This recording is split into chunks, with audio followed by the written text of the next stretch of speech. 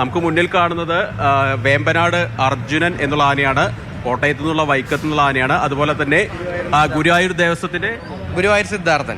എനിക്ക് തോന്നുന്നു ഗുരുവായൂർ ദേവസ്വം അത്യാവശ്യം ആനകൾ ഉണ്ടെന്നുണ്ട് തോന്നാനേ. തീർച്ചയായും. അതായത് ഇപ്പം ഇത്തവണ തിടമ്പ് തന്നെ പാറമേക്കാവ് വിഭാഗത്തിന്റെ തിടമ്പ് ഗുരുവായൂർ നന്ദനാണ്. കൂടാതെ സിദ്ധാർത്ഥനുണ്ട്. പിന്നെ അപ്പുറത്ത് പുതുപ്പള്ളി സാധു വന്നിട്ടുണ്ട്. അങ്ങനെ ബാക്കിയുള്ള ആനകളൊക്കെ ഇപ്പോൾ പുതുപ്പള്ളി അർജുനൻ ഉണ്ട്, അത് പാറമേക്കാവ് വിഭാഗത്തിനാണ്. നേരത്തെ സൂചിപ്പിച്ച പോലെ തിരുവമ്പാടി ചന്ദ്രശേഖരൻ തിരുവമ്പാടി വിഭാഗത്തിന്റെ പൂരനായകനാണ്.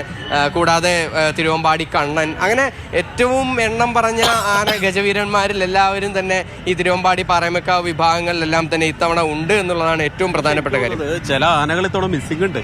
അതായത് ഇപ്പോ കഴിഞ്ഞ ദിവസം നമ്മുടെ ക്യാമറമാൻ പറയുണ്ടായിരുന്നു, സുജി പട്ടാമ്പി പറയുണ്ടായിരുന്നു, പട്ടാമ്പി മണികണ്ഠല്ലേ എന്ത് തവണ ഇല്ലാത്തെന്നൊക്കെ പറയുന്നുണ്ട്. പട്ടാമ്പി മണികണ്ഠൻ എന്ന് പറഞ്ഞാൽ അതിഗംഭീരമായ ഒരു ആനയാണ്. നമ്മൾ അവിടെ നേരിട്ട് പട്ടാമ്പിയിൽ പോയി ഞങ്ങൾ ഷൂട്ട് ചെയ്തിട്ടുള്ള ഒരു ആനയാണ്. അത്രയും അഴകുള്ള ഒരു ആനയാണ്, നാടൻ ആനയാണ്.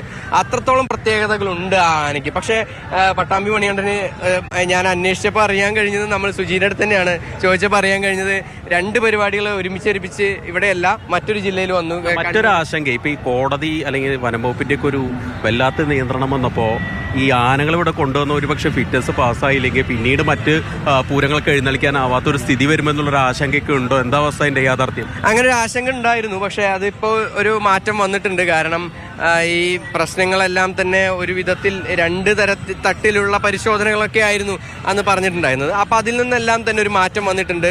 ഒറ്റ തട്ടിൽ തന്നെ പരിശോധന നടത്താം. ഇവിടെ ഇപ്പോൾ വെറ്റിനറി ഡോക്ടർമാരും അതിനോടൊപ്പം തന്നെ അമിക്കസ് ക്യൂറിയുടെ എല്ലാ നേതൃത്വത്തിലുള്ള പുതുപ്പള്ളി സാധുവാണ്. പുതുപ്പള്ളി സാധുവാണ്, അത്യാവശ്യം നല്ല കൊമ്പനാണ്, നല്ല കൊമ്പനാണ്. പുതുപ്പള്ളി കേശവനും പുതുപ്പള്ളി സാധുവും ഒക്കെ എന്ന് പറയുന്നത് എണ്ണം പറഞ്ഞ ഈ കോട്ടയം സൈഡിലുള്ള തെക്കോട്ട് കടന്നു കഴിഞ്ഞാൽ അവിടുത്തെ രാമന്റെ ഒരു വകഭേദങ്ങളാണെന്ന് വേണമെങ്കിൽ നമുക്ക് പറയാൻ സാധിക്കും. അതിനോടൊപ്പം തന്നെ ഈ ഇത്തവണ പാറന്നൂർ നന്ദനുണ്ട്. പാറന്നൂർ നന്ദൻ എന്ന് പറയുമ്പോൾ നല്ല എന്താ പറയുക, കാണാൻ അഴകും. അതിനൊപ്പം ആ തടി നന്ദൻ നമ്മുടെ ഗുരുവായൂർ നന്ദന്റെ പോലെയൊക്കെ തന്നെയാണ്. അപ്പോൾ അത്രത്തോളം ഒരു അഴകും മറ്റു കാര്യങ്ങളൊക്കെ ഉള്ളതാണ്. ഒരുപാട് ആനകളുണ്ട്. എന്തായാലും ഈ കൂടുതൽ ആനകൾ ഇപ്പോൾ വരും. എന്തായാലും ഈ തൃശ്ശൂർ പൂരം എന്ന് പറയുമ്പോൾ എല്ലാവരും പറയുന്നു ഈ ആനയെ വെയിലത്ത് നടത്തുന്നു, അതുപോലെ തന്നെ വല്ലാണ്ട് ആനയെ പീഡിപ്പിക്കുന്നു എന്നുള്ളൊരു കാര്യങ്ങളൊക്കെ പൊതുവിൽ പറയാറുണ്ട്. ഒരു പക്ഷെ ആദ്യം കേൾക്കുമ്പോൾ അത് ശരിയാണ് തോന്നാം. പക്ഷേ ഇതേമാതിരി സൗകര്യങ്ങൾ ചെയ്തു കൊടുക്കുന്നു. ഇപ്പോൾ ആനകൾക്ക് വേണ്ടി പ്രത്യേക സൗകര്യങ്ങളൊക്കെ ഒരുപാട് ഇവിടെ ഒരുക്കുന്നില്ലേ? പ്രത്യേകിച്ച് ചൂടിനെ പ്രതിരോധിക്കാനൊക്കെ ഒരുപാട് കാര്യങ്ങൾ ചെയ്യുന്നില്ലേ? തീർച്ചയായും. അതായത് നമ്മൾ കഴിഞ്ഞ ദിവസം ഗിരിദാസ് ഡോക്ടറുടെ അടുത്ത് തന്നെയാണ് സംസാരിച്ചത്. അപ്പോൾ ഡോക്ടർ പറഞ്ഞൊരു കാര്യമുണ്ട്, ഇത്രത്തോളം സൗകര്യങ്ങൾ ചെയ്തു കൊടുക്കുന്ന മറ്റൊരു പൂരമില്ല. ഈ ഇപ്പം സാധുവിനെ തന്നെ നോക്കി, ഇപ്പം ഈ ഒരു സമയം വൈകുന്നേരം വെയിലൊക്കെ ആറിയതിന് ശേഷമാണ് ആനകളെയൊക്കെ ലോറിയിൽ തന്നെ കയറ്റി കൊണ്ടുവരുന്നത്. കൂടാതെ നമുക്കിപ്പം കാണാൻ സാധിക്കും മടത്തിൽ വരവ് നടക്കുന്ന സ്ഥലം. ഈ മടത്തിൽ വരവ് നടക്കുന്ന സ്ഥലം എന്ന് പറയുന്നത് അവിടെ നല്ല വെയിലുള്ള സമയമാണ്.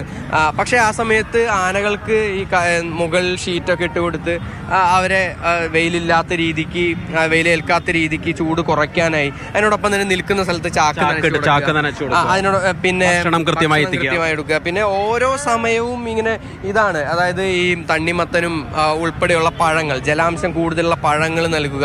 അങ്ങനെയൊക്കെ വേറെ ഏത് പൂരത്തിനാണ് കൊടുക്കുന്നത്? അതുകൊണ്ടാണ് തൃശ്ശൂർ പൂരത്തിന് ചിലപ്പോൾ മറ്റ് പല പൂരങ്ങൾക്കും ഇങ്ങനെയൊക്കെ ചില പ്രശ്നങ്ങളൊക്കെ ഉണ്ടാകാൻ സാധ്യതയുണ്ട്. പക്ഷേ